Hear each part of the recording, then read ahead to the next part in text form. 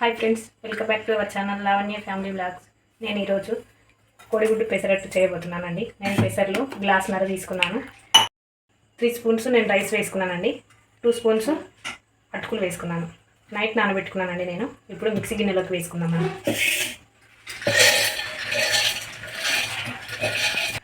ఇందులోకి అల్లం వేస్తున్నాను, 5 పచ్చిమిర్చి, తగినంత సాల్ట్.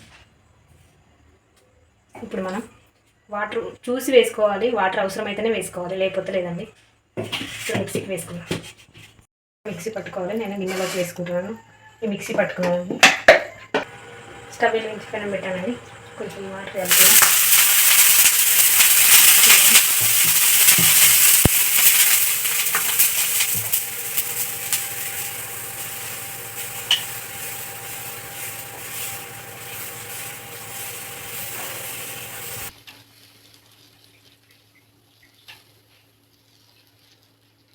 ఇలా వేసుకోవాలండి.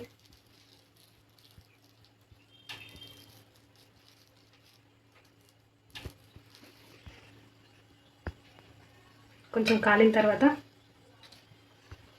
ఎగ్ వేసుకుందాం. కొంచెం ఆయిల్ వేసుకుందాం చుట్టూ.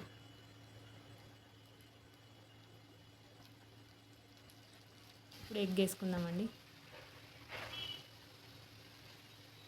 కొంచెం కారం వేసుకుందాం.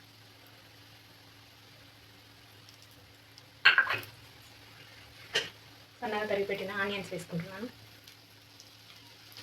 కొంచెం క్యారెట్ తురుము, కొంచెం క్యాప్సికమ్. ఇలా పట్టుకోవాలి. తిప్పుకుందాం దోశను.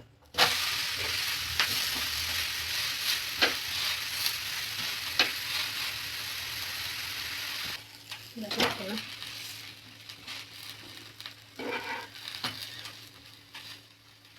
ఇప్పుడు సర్వింగ్ ప్లేట్లో తీసుకో. ఇంకో దోశ వేసుకున్నాం. ఇప్పుడు మరొక దోశ వేసుకున్నాం.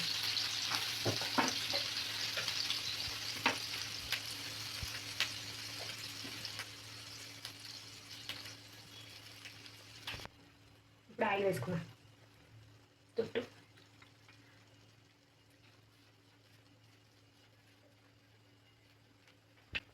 ఎగ్ వేసుకున్నామండి. సగం పెసరట్టు ఉడికింది కాబట్టి ఇప్పుడు మనం ఎగ్గును వేసుకుంటున్నాం. అనుకోవాలండి.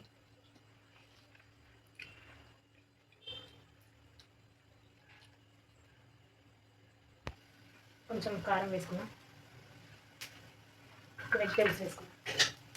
టమాటా, క్యారెట్, ఉల్లిపాయలు, క్యాప్సికమ్.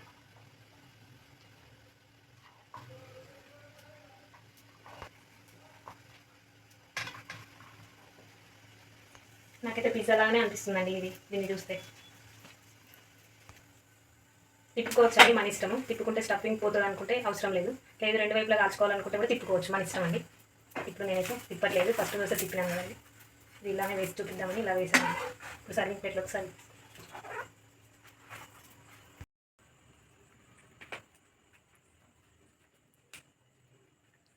పిల్లలకి ఇలా రోల్లా చుట్టి ఇలా ఇస్తే బ్రేక్ఫాస్ట్ లాగా తింటారండి. టేస్టీ కోడిగుడ్డు పెసరట్టు రెడీ. మీరు కూడా ట్రై చేసి కామెంట్ చేయండి, లైక్ చేయండి, సబ్స్క్రైబ్ చేయండి ప్లీజ్. Thank you.